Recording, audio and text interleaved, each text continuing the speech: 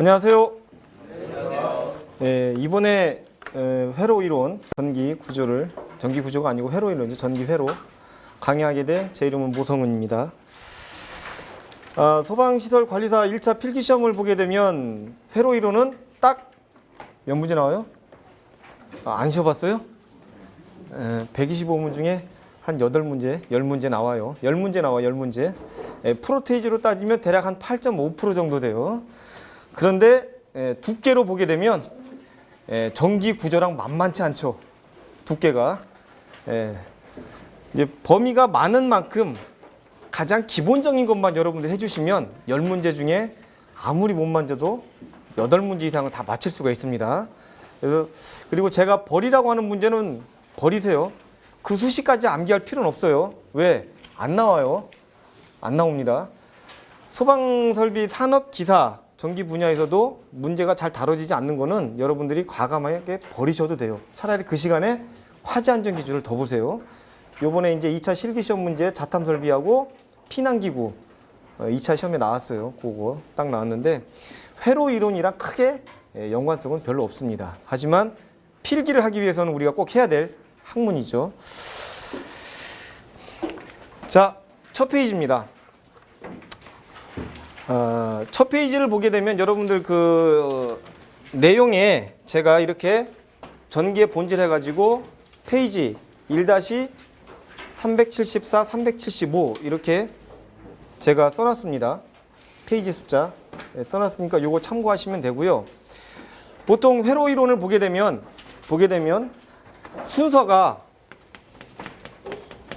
순서를 보게 되면 첫째 가장 먼저 나오는 게 직류 회로고요. 그 다음에 나오는 게 정전기하고 콘덴서가 나옵니다.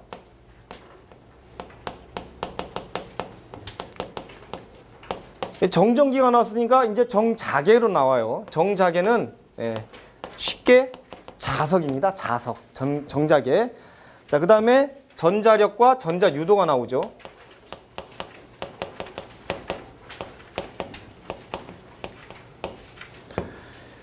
이게 끝나야만이 교류 회로로 넘어갑니다.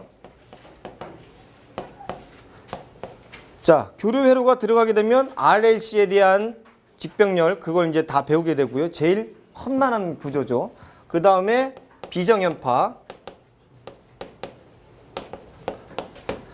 그 다음에 배우는 게 이제 자동 제어. 그 다음에 또 배워요. 여기에 기타 해서 또 들어갑니다. 들어가는 게 전기법규, 전기법규하고 전기기계 일부분이 여기 들어가 있습니다. 우리가 절연저항값 혹시 아시나요? 0.1메가, 0.2메가, 0.3메가, 0.4메가 이거 다 전기법규거든요. 이 내용이 여기 또 들어와 있어요. 들어와 있으니까 오늘 아무리 못해도 여기서부터 해가지고 여기 이 부분이 DC 부분입니다. 직류 부분이고요. 이 부분이 AC 부분인데 오늘은 여기까지 해서 끝을 내도록 하겠습니다. 굉장히 타이트합니다. 오늘 첫 시간인가요? 네. 첫 시간부터 이렇게 나간다고 다 그렇게 나가는 거 아니에요? 전기만 이래요. 전기만.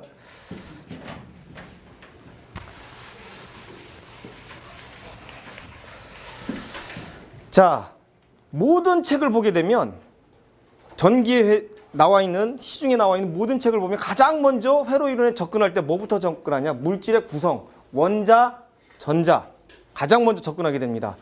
자, 그러면 우리가 여러분들 그 나트륨이나 구리, Cu라든지 규소 가장 쉽게 볼 수 있는 물질이 이제 규소인데요. 이 규소라는 물질을 보게 되면 총 얘는 14가 전자입니다. 그래서 외부에 이렇게 2개의 전자가 존재를 하고요. 그 다음에 이쪽으로 이제 8개의 전자가 존재를 합니다. 그 다음에 사이드에 이제 4개. 하나, 둘, 셋, 넷. 이 4개의 이런 모양을 갖추고 있어요.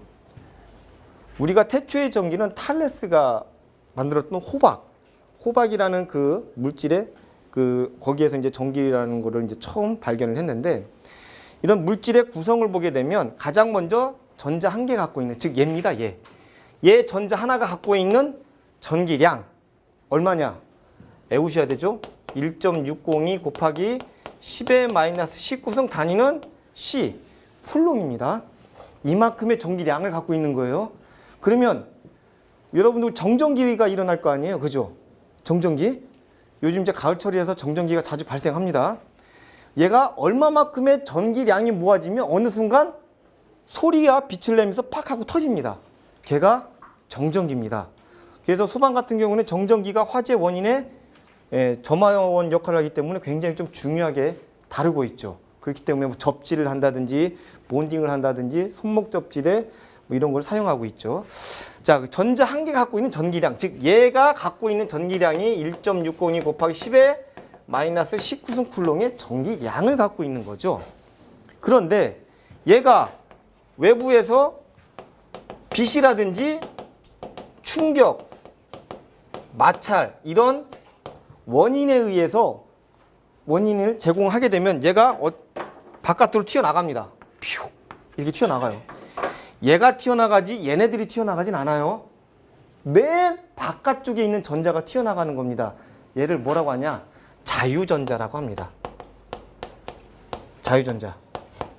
이 자유전자가 튀어나간다. 그게 바로 전기가 흐른다는 얘기예요. 그러면 얘는 하나의 전자가 밖으로 튀어나갔다. 그러면 얘는 플러스 전하를 띌까요? 마이너스 전하를 띌까요? 둘 중에 하나 딱 찍으면 돼요. 플러스. 아니다. 난 마이너스다. 아니다. 아무 현상도 안 띈다. 플러스. 예. 여러분들 생각하는 거 반대로 일단 가야 돼요. 예, 마이너스야. 우리가 전류는 플러스에서 마이너스 간다고 알고 있죠. 그게 정상이야. 근데 전류의 흐름은 그렇게 가지만 전자의 흐름은 반대로 가는 거예요. 그래서 마이너스가 하나를 잃어. 그럼 얘는 마이너스가 되고요. 하나가 들어와. 얘가 뭔지 모르는데 이쪽으로 하나가 들어갔어. 그럼 얘는 무슨 양상을 띠냐면 플러스 전자를 띠는 거예요. 이해가시죠? 이래서 전류는 플러스에서 마이너스로 흐르지만 전자는 마이너스에서 플러스로 이동하는 거예요. 아시겠죠? 네. 이거 간단한 것 같은데도 굉장히 조금 난해한 거니까 꼭 알고 계셔야 됩니다. 그래서 얘가 이쪽으로 튀어나갔어. 튀어나가서 이쪽으로 들어갈 거 아니에요. 그때 여기 사이에 작용하는 힘이 있어. 이게 정전기에서 배우는 쿨롱의 법칙. F는 9 곱하기 10의 9승 곱하기 R 자승분의 Q1, Q2만큼의 힘이 발생을 해서 이리로 들어가는 거예요. 아시겠죠? 요거는 우리가 정전기 배울 때 배우는 거예요. 여기에서는 그다지 의미가 없습니다. 자, 그래서 이 자유전자라는 게 뭐냐? 물질 내에서 자유로이 움직일 수 있는 전자. 이게 바로 전류의 흐름의 시초가 되는 겁니다. 이게 전기적인 현상에 의해서 발생되는 거죠. 뭐 빛이나 충격, 마찰 이런 원인에 의해서. 자, 다음 전기의 발생입니다. 보시는 바와 같이 음전기, 양전기. 이거 바뀌었네. 자유전자가 물질로 나가면 양전기를 띈다. 아, 그러네요. 아, 양전기를 띈다. 예. 그리고 대전, 자유전자에서 양전기나 음전기를 띠는 현상이 대전 현상인데 우리가 정전기 쪽에 가게 되면요 대전 현상이라고 배우게 됩니다. 그래서 대전 현상이라는 거는 대전된 물체를 놓고 대전되지 않은 물체를 가까이 놨을 때 이 가까운 쪽은 반대 극성의 전하가 나타나고 먼 쪽은 얘랑 똑같은 전하 현상이 나타나는 게 대전 현상, 정전 유도 현상이라고 보시면 됩니다. 그거는 그때 가서 제가 알려드리도록 하겠습니다. 자, 그다음에 전하와 전기량. 지금까지 배운 것 중에 여러분들이 꼭 기억해야 될 거, 다른 거 다 잊어버려도 돼요. 다른 거 다 잊어버려도 되는데 꼭 알아야 될 거. 전자의 전기량 1.6 곱하기 10의 마이너스 19승 쿨롱의 전기량. 전기량. 그 다음에 이 전기량을 갖고 있는 거 여기 밑에 보시면은 전하가 가지고 있는 전기의 양, 기호는 Q라고 쓰고요. 단위는 C, 쿨롱이라고 있습니다. 쿨롱. 여러분들 교과서에 있으니까 꼭 참고하시면 되고요. 자, 다음 오음의 법칙입니다.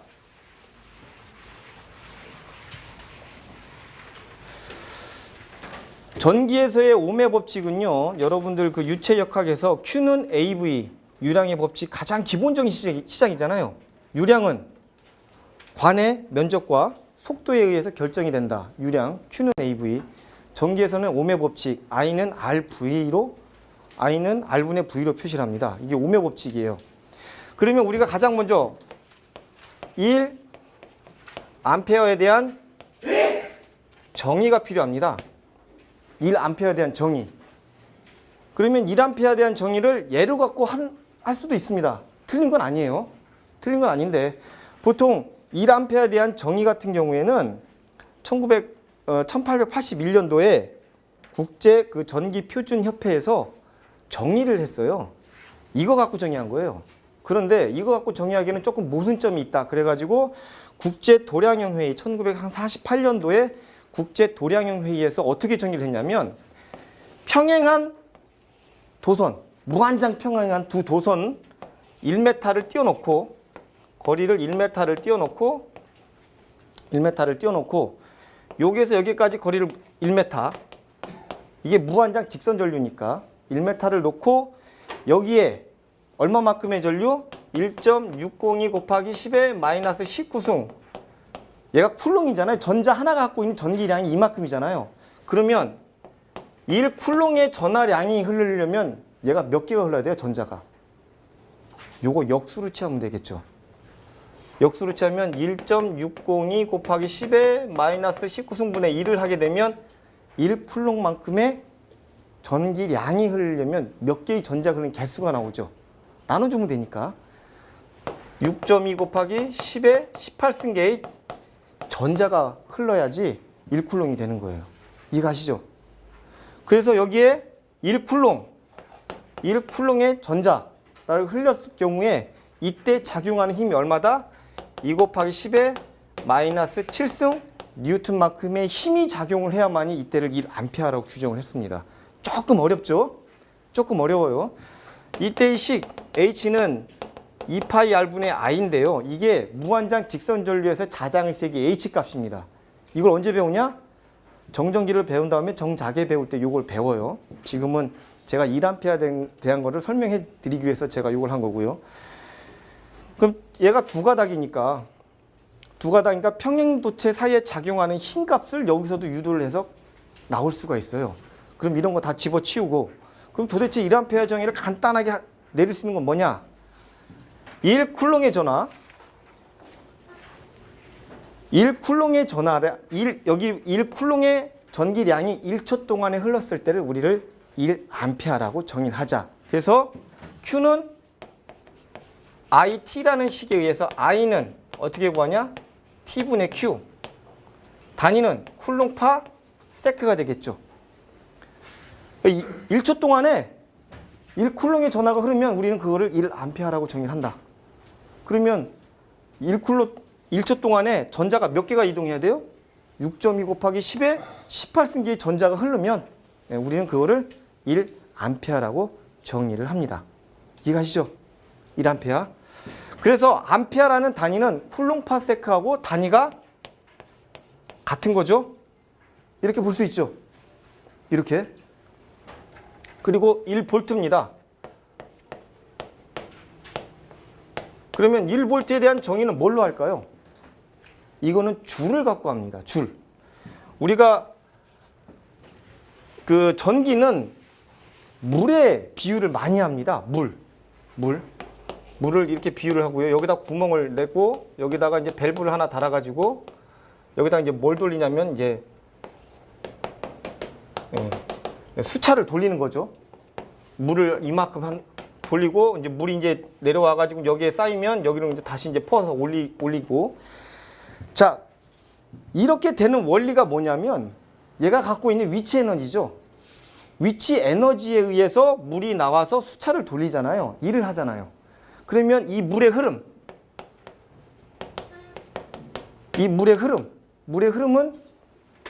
전자라고 보면 되죠.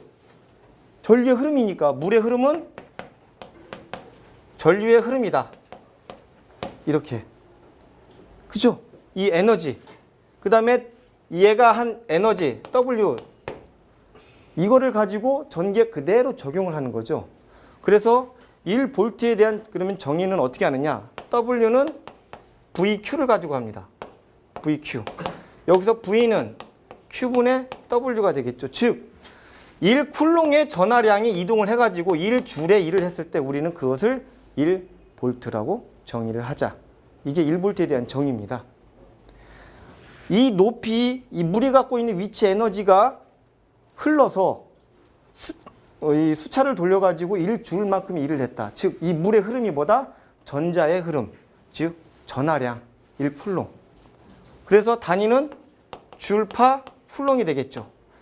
결국엔 줄파 쿨롱의 단위는 뭐하고 같아요? 전압의 단위 볼트랑 같다라고 볼 수가 있겠네요. 아까 여기서 암페어의 단위는 뭐예요? 쿨롱 파세카하고 같은 것처럼 볼트의 단위는 뭐하고 같다? 줄파 쿨롱과 단위가 같다라고 볼 수가 있죠. 자, 그 다음에 저항입니다.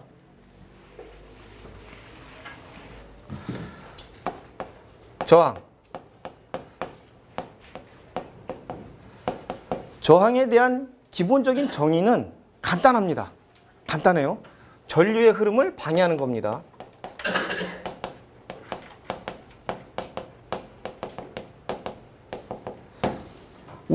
여기는 이제 소방이니까 물의 흐름을 방해하는 게 굉장히 많죠.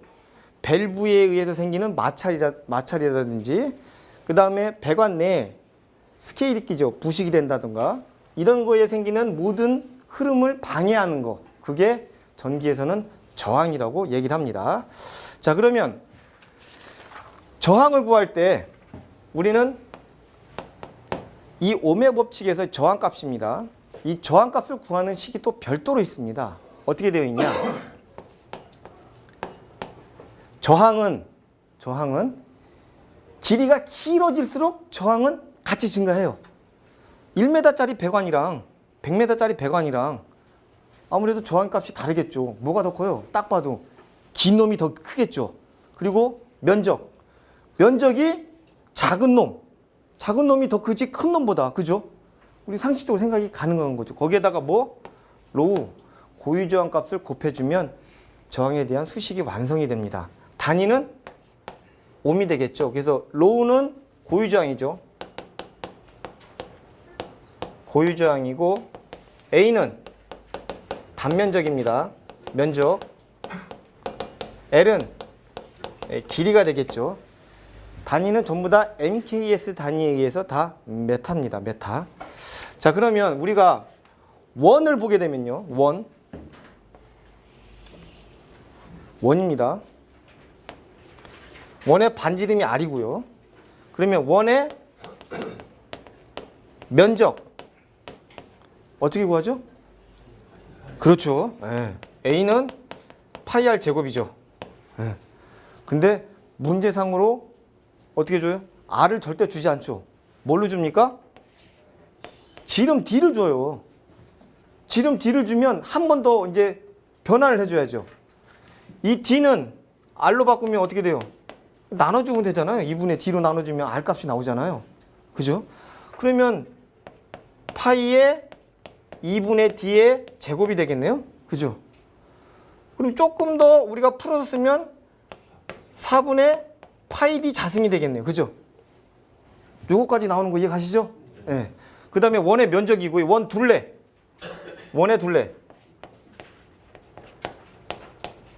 원 둘레 길이 L은 요 길입니다. 요 길은 2파이 R로 정의를 하고 있습니다. 즉 2파이 R 하게 되면 이 원의 전체적인 둘레 값이 나오는 거예요. 또 하나 이제 원인데 우리가 동그란 축구공이라고 생각합시다. 구. 어제 이제 아르헨티나 이겼잖아요. 2대1로. 네, 아주 기분이 좋아요. 동그란 구야. 동그란 구. 구의 건널비. 그 구의 건널비는 여기까지는 잘 몰라요, 우리는. 구의 건널비는 어떻게 되냐면 4파이 R 제곱입니다. 이게 어디에 나오냐? 이제 정전기하고 정자기 할 때 얘가 들어갑니다. 그때. 그래서 여러분들이 꼭 이 원과 구에 대해서는 꼭 여기까지만 알고 계시면 돼요. 최저까지는 안 가도 돼요. 여기까지만 알고 계시면 되고요. 그러면 얘를 쓰게 되면 로우는 파이 D 자승분의 4L 이렇게 나오죠. 예. 얘를 여기다 쑥 집어넣으면 4가 이제 위로 올라가죠. 이렇게 되죠. 예. 단위는 옴입니다. 자, 그 다음에 컨덕턴스라는 값이 나와요.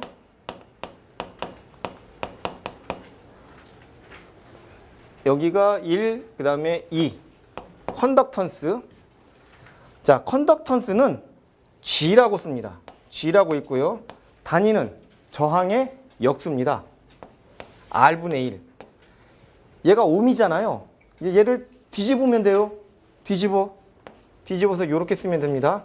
뭐라고 있냐면 모우라고 있어요. 모우. 네, 모우. 그 다음에 얘를 이렇게도 쓰기도 하고 이렇게 쓰면 이제 쓰기가 귀찮으니까 야 얘를 또 S라고도 쓰자. 그래서 S. G맨스라고 있습니다. G맨스.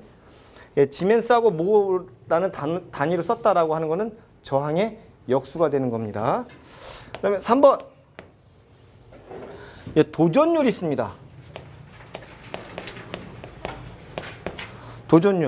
도전율은 전도율과 같은 말인데요.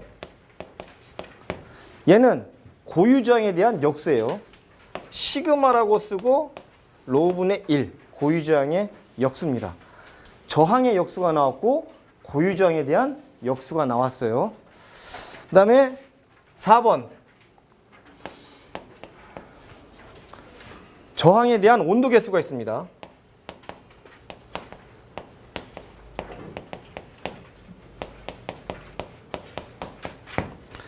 저항의 온도 계수예요. 저항이라는 놈은 온도가 올라가면 올라갈수록 저항값이 커질까요? 작아질까요? 아니면 그대로일까요?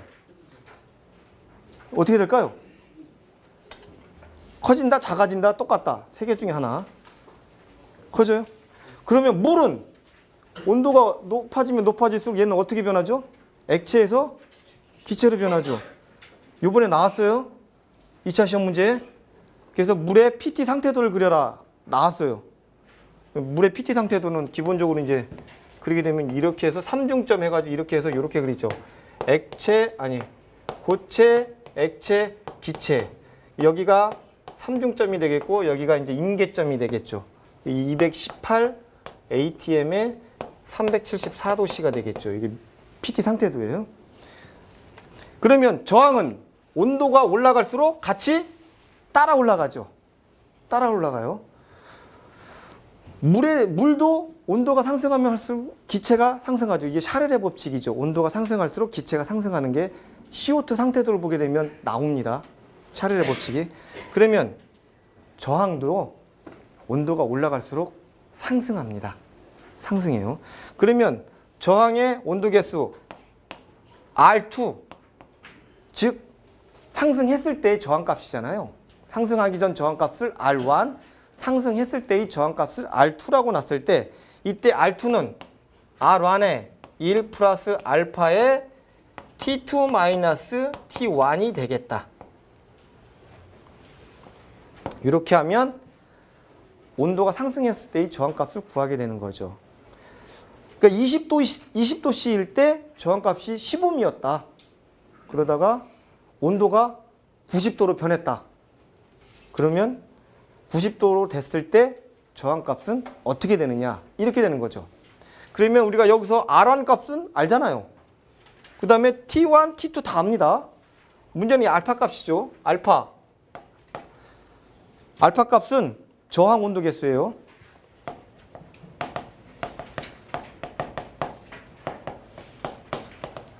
그래서 얘는 외우기도 쉽습니다. 234.5 플러스 T1분의 1 값입니다. 문제상에 주어져요. 이 알파 값을. 그러면 알파 값 주어지면 그대로 대입해가지고 풀기만 해주면 됩니다. 풀기만 해주면 돼요. 자, 그 다음에 거기서 T2 마이너스 T1은 절대 온도 말하지? 아니에요. 그냥 온도예요. 이건 절대 온도 아니에요. 절대 온도 아니에요.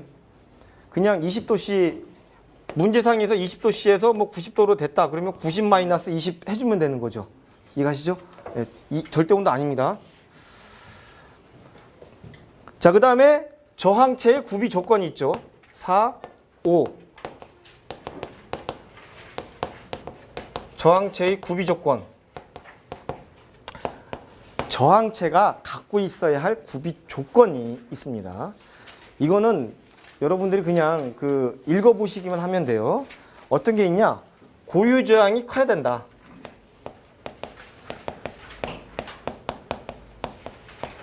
얘입니다, 얘. 저항체라면 저항으로서의 역할을 해줘야 될 거 아니에요.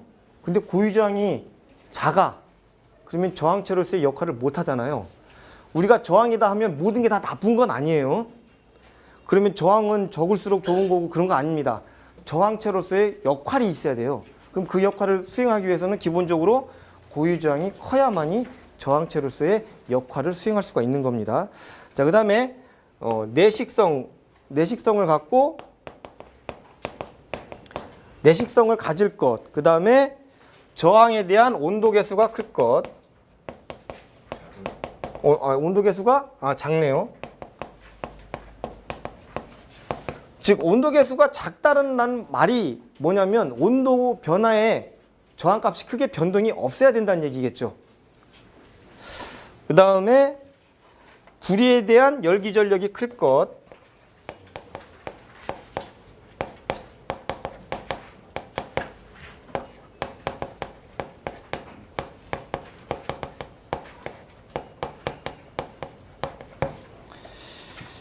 열기 전력이 작을 것이라고 돼 있네. 저도 자꾸만 헷갈려요. 작을 것. 그 다음에 뭐 가공 접속이 용이할 것. 이런 거는 그냥 우리가 읽어보면 되고요. 가격이 쌀 것. 기본적인 거죠. 요 정도만 알고 있으면 일단 오메 법칙으로 해서 모든 게 지금 풀이가 됩니다. 이게 여러분들 어디 나와 있는 거예요? 페이지 1-376, 377, 381, 382, 426, 427페이지에 나와 있는 거를 한 방에 정리하면 이렇게 됩니다. 이렇게 돼요. 네. 그러니까 책을 많이 읽어보시면요. 하나의 흐름이 생겨요. 그러니까 이 흐름을 여러분들이 조금만 잡으면 암기하기도 쉽고 외우기도 쉬워요. 그러니까 오메 법칙 하나로 해가지고 얘가 다 되는 거죠. 이해가시죠? 네. 자, 다음 저항에 대한 접속입니다. 저항의 접속은 직렬 접속과 병렬 접속, 그 다음에 두 개를 합친 직병렬 접속 세 가지로 구분이 되는데 가장 기본적인 거예요. 기본적인 거. 자, 저항에 대한 접속, 직렬 접속, 병렬 접속입니다. 이거를 잘 해놓으셔야지 어디 가면 헷갈리지 않냐면 콘덴서 접속 가서 헷갈리잖아요. 콘덴서 접속은 얘랑 반대야. 왜 반대예요? 그러면 시험 문제상에 콘덴서 접속이 희한하게 많이 나와요. 왜? 계산이 반대니까. 반대니까. 자, 그러면 직렬 접속입니다. 자, 직렬 접속은 보시는 바와 같이 여기서 나가는 길과 들어오는 길이 하나야.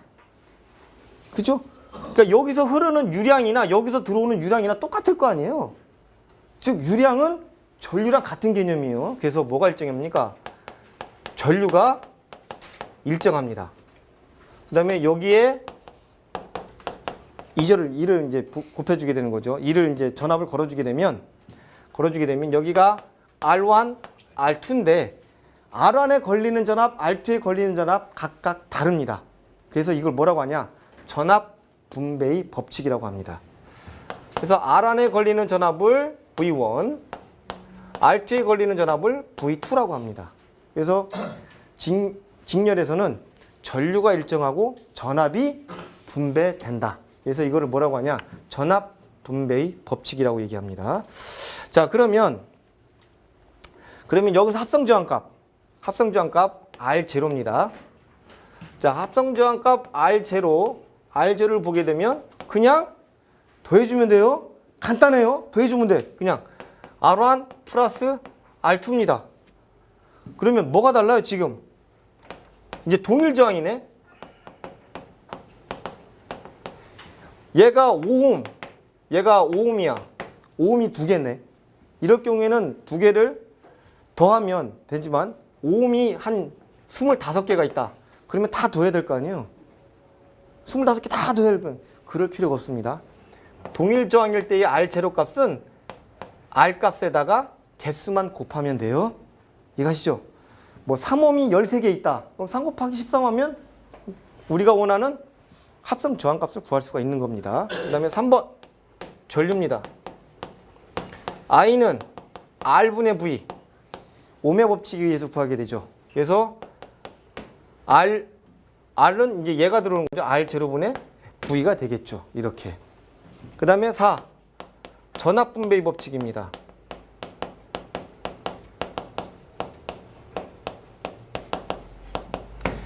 즉 여기에 걸리는 전압은 얼마냐? V1. V1은 우리 I는 R분의 V니까 V는 I 곱하기 R이죠. 네, V는 IR. 네. 간혹 이제 요게 어떻게 이렇게 나오냐 이렇게 말씀하시는 분이 계시는데 간단합니다. A는 B분의 C다. 이런 식이 있다. 그러면 C는 A 곱하기 B고요. B는 얘 둘 자리만 바꾸면 됩니다. A분의 C가 되는 거죠. 이것만 알면 모든 거 다 풀어요. 모든 문제를 다 풀 수가 있습니다. 자, 그럼 V1은 IR이죠. IR. 즉 I는 얘가 되겠네요. 그죠? R 제로분의 V에 R 내 거죠. 잘 생각하셔야 돼요. 직렬에서 나한테 걸리는 전압을 구할 때는 내가 갖고 있는 저항값을 곱해주면 나에 걸리는 전압을 구할 수가 있어요. R1이 되겠죠. V2는 I 곱하기 R2 똑같아요. 그러면 나한테 걸리는 전압을 구할 수가 있는데 전류에 가면 병렬로 가잖아요. 얘랑 또 반대가 돼요. 아시겠죠? 자, 그러면 직렬 접속일 때 합성저항은 그냥 R0로 갑니다. 근데 병렬일 때는 합성저항 값은 구할 때는 R0분의 1로 구해야 돼요. 이유가 있습니다. 이유가 있어요. 자, 직렬일 때는 뭐가 일정해요? 전류가 일정하고 전압을 구하죠. V는 IR이죠. 그래서 전류 곱하기 저항만 해주면 바로 전류값을 전압값을 구할 수가 있어요. 그래서 R0 값이 그대로 나오지만 병렬에서는 뭐가 일정해요? 전압이 일정하고 전류가 달라요. 그래서 전류 I는 R분의 V죠. 즉 V 곱하기 R분의 1로 가요. 그래서 병렬로 구하는 게 이 분수로 병렬일 때는 합성저항값을 이 분모로 해서 구하는 게 제일 쉽게 구할 수가 있습니다. 이해가시죠? 자, 그러면 병렬일 때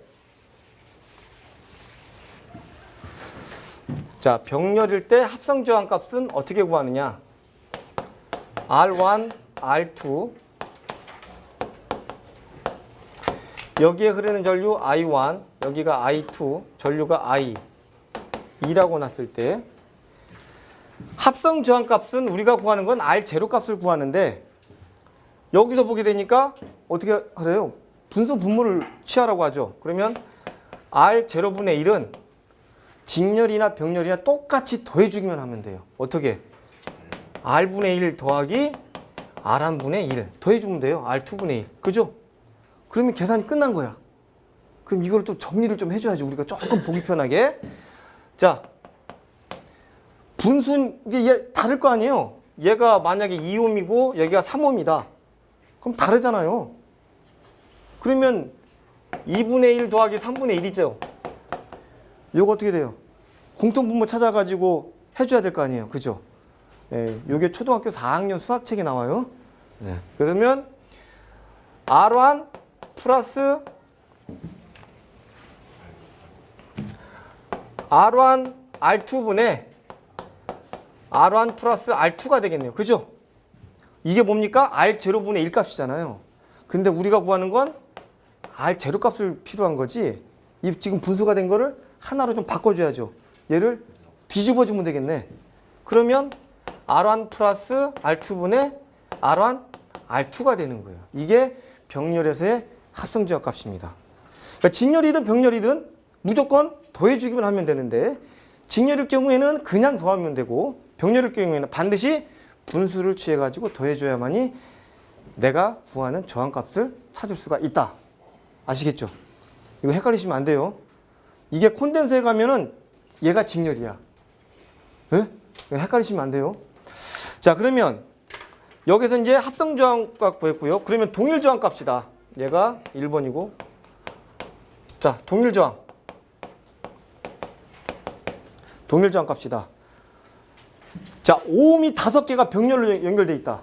그럴 경우에는 어떻게 구하냐? 일일이 다 이걸 해줘야 될 거 아니에요? 얼마나 귀찮아. 이때는 동일 저항일 때는 개수로 나눠주면 돼요. 나눠주면 돼. 아까 직렬일 때 동일 저항 값은 곱해졌죠? 얘는 나눠주면 돼요. 개수로. 그럼 전류값 구하길 수 있죠. 전류값. I는 R 제로분의 V. R 제로가 이제 1로 들어가겠죠. 1로. 그러면 어디에 흐르는 전류? 예. 전전류를 구할 수 있는 거예요. 전전류. 자, 그 다음에 전류 분배의 법칙입니다.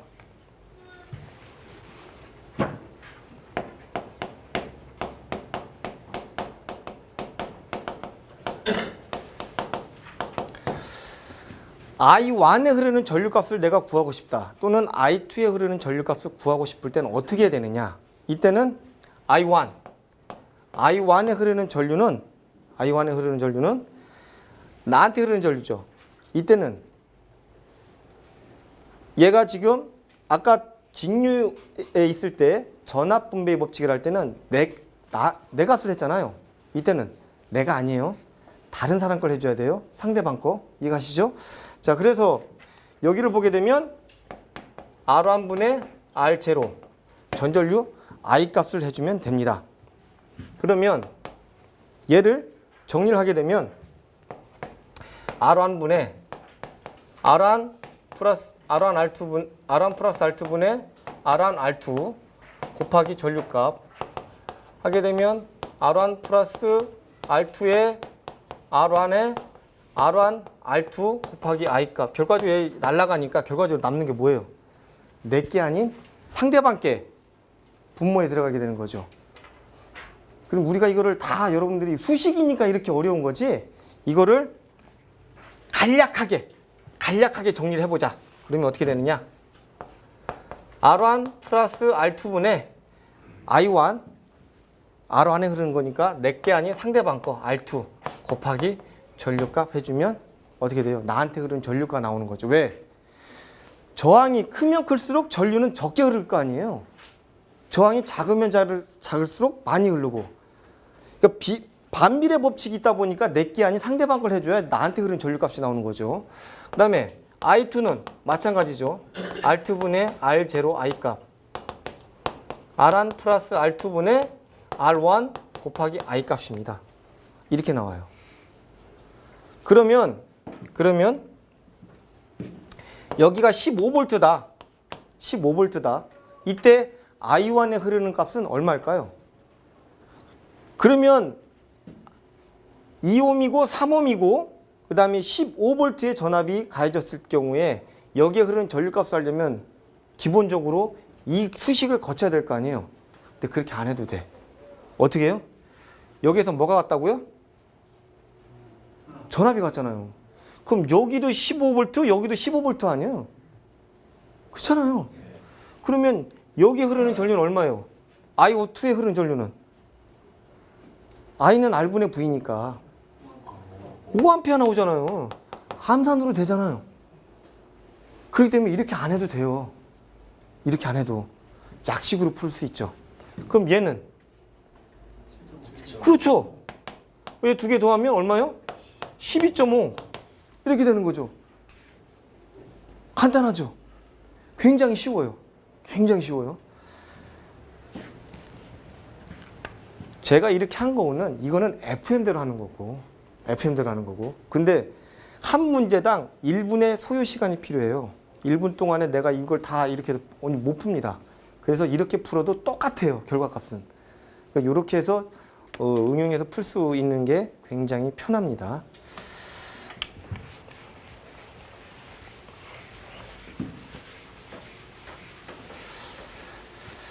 자, 다음은 전지의 접속입니다. 희한하게 이 문제가 계산 문제로는 절대 안 나옵니다. 어떻게 나와요? 수식으로 물어봐. 수식으로. 어디에? 여기에 걸리는 전압. 여기가 이제 내부 저항이고요. 내부 저항 R이고요. 여기에 걸리는 단자 전압 V. 자, 여러분들 전압을 나타내는 기호는 굉장히 많아요. 그죠? 굉장히 많아요. 왜? 대문자 E가 있고요. 그죠? 그 다음에 뭐예요? 대문자 V도 있어. 그 다음에 소문자 E도 있어요. 그 다음에 필기체 V도 있어요. 얘가 의미하는 바가 다 달라요. 다 다릅니다. 그럼 대문자 E는 어떨 때 대문자 E를 쓰냐면 전기를 생산해내는 놈이야. 만들어내는 놈. 우리 현장에서 전기를 생산해내는 놈이 뭐가 있죠? 발전기 있고 그 다음에 또 수신기 안에 뭐 있어요? 배터리 있죠. 걔네는 전기를 생산해내잖아요. 걔네는 뭘 써야 돼? 대문자 E를 써줘야 돼요. 그 다음에 이 V, 대문자 V는 부하에 걸리는 단자 전압. 이럴 때 V를 씁니다. 그러면 현장에서 어디서 씁니까? 야, 콘센트에 전압 몇 볼트 뜨냐? 야, 감지기에 전압 몇 볼트 뜨나 체크해봐. 다 얘기하죠. 그럴 때는 V라고 씁니다. 단자 전압 또는 부하 전압. 그렇게 얘기를 하죠. 그 다음에 소문자 E가 있습니다. 얘는 언제 씁니까? 전압 강화 구할 때 써요. 전압 강화 구할 때. 아마 공부하신 분들은 아, 맞아. 그런 게 있어. 그래서 우리가 쓸 때 E는 IR 또는 EIR 이렇게 쓰죠. 또 E는 1000분의 A에 35.6 LI 이렇게 쓰죠. 여기를 절대 E나 V로 안 쓰죠. 전압 강화로 해가지고 얘는 100볼트를 입력을 했는데 말단에서 보니까 98볼트야. 그러면 2볼트라는 게 사라졌을 거 아니에요. 그럼 이거를 우리가 또 뭘로 좀 표시 좀 하자. 헷갈리지 않게. 그래서 소문자 E로 씁니다. 자, 그리고 필기체 V가 있어요. 얘는 어디에 쓰냐? 네, 교류에서 씁니다. 얘는 순식값을 나타낼 때 써요. 교류를 보게 되면 주파수가 이렇게 가는데 각 순간순간마다 전압값이 다 틀리죠. 다 틀려요. 그래서 이때의 전압을 필기체 V로 표시를 합니다. 이 최대값을 V로 표시하고요. 근데 최대값 VM, 그 다음에 평균값 VAV로 이렇게 표시를 하고 있습니다. 헷갈리지 않게. 아시겠죠? 자, 그러면 이제 일단 전압에 대한 기본적인 개념을 제가 설명을 해드렸고요. 자, 그러면 우리가 여기서 뭘 구해야 돼? 페이지가 안 나오는데 전지 좀. 아, 요거는 안 나와 있어요? 잠시만. 네. 몇 페이지요? 네, 들으셨죠? 그러면 여기 일단은 얘가 뭡니까? 전지입니다. 전지. 전지에 보면 뭔진 모르지만 내부 저항이 존재한다. 그래서 그러면 전지에다가 저항 R을 걸고 R에 걸리는 단자 전압을 V라고 놨을 때 V 값은 어떻게 되느냐? 그럼 우리가 오메 법칙에 의해서 V는 IR이잖아요. I 곱하기 R이야. 근데 R 값은 알아. 그럼 전류 값을 구해야 될 거 아닙니까? 그죠? 그럼 전류 값은 이게 하나의 회로잖아요. 폐회로를 구성하고 있죠. 그러면 얘가 무슨 회로예요? 직렬회로예요? 병렬회로예요? 직렬회로. 그러면 합성저항값 R 값은 어떻게 돼요? 전류에서 R분의 V니까 플러스 스몰 R. 그 다음에 전압 E 해주면 전류값이 나오고 여기에다가 저항 R을 구하면 뭐가 나와요? 부하에 걸리는 단자 전압을 구할 수가 있는 거죠. 자, 그러면 우리가 여기서 구하는 게 뭐냐? V값. V는 얘를 쓰면 R 플러스 R분의 E 요 곱하기 R 요렇게 쓸 수 있겠네요. 그죠? 맞잖아요. 그러면 여기서 뭘 구하라래요? 부하 저항값 R을 구하라고 얘기를 합니다. 얘를 구하라고 하네요. 그러면 구할 수 있죠. 어려운 거 아니에요? 그럼 요거를 조금 좀 보기 쉽게 쓰게 되면 2 곱하기 R 이렇게 쓸 수 있겠네요. 그죠? 그러면 얘를 남기고 2 곱하기 R은 V 곱하기 R 플러스 스몰 r 되겠네요. 그럼 우리가 구하는 그 R은 2분의 V의 R 플러스 스몰 r 이렇게 되죠? 맞아요? 네. 그러면 여기서 2-V의 R 플러스 R인데 문제는 이렇게 잘 안 내요. 아, 여기서 하나를 뺐네요. 2 곱하기 R에 VR에 VR 이렇게 되겠네. 그죠? 그러면 R 변수가 여기도 있으니까 얘를 이쪽으로 옮겨줘야죠. 하나로 맞춰줘야 되니까. 그러면 2 곱하기 R에 마이너스 VR은 V 곱하기 스몰 r. 그래서 R을 끄집어내게 되면 2-V에 V 곱하기 R이 되죠. 그래서 외부 저항 R 값은 2-V에 V 곱하기 R인데 조금 보기 편하게 놓자. 그래서 2-V에 V 곱하기 스몰 r이 되는 거죠. 스몰 r. 이게 아무것도 아닌 것 같은데요. 이 식만 세울 줄 알면 이건 우리가 직렬병렬만 배우면 다 식을 세울 수 있는 거 아니에요. 여기에 걸리는 단자 전압값을 구하는 거고 문제는 얘를 구하는 거예요. 얘를. 예. 1.5V 건전지의 내부 저항이 0.15입니다. 이때 단자 전압이 뭐 한 10V가 걸렸다. 아니, 1.5V니까 뭐 한 1.45V가 걸렸다. 이때 R값을 구하라. 이렇게 나오는 거죠. 이렇게. 그러면 이거를 관연도 기출 문제라든지 소방설비 전기 분야 다 뒤져봐도 계산 문제는 절대 안 나옵니다. 뭐가 나와요? 얘가 나오죠. 왜? 헷갈리기 쉬우니까. 희한하게 소방만 이렇게 나와요. 전기에서는요, 이거 별로 취급 안 해요.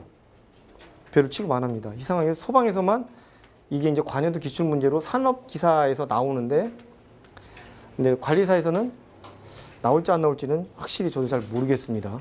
근데 일단은 해놔야죠. 해놔야죠. 자, 그러면 10분 쉬고 다음 거 진행하도록 하겠습니다.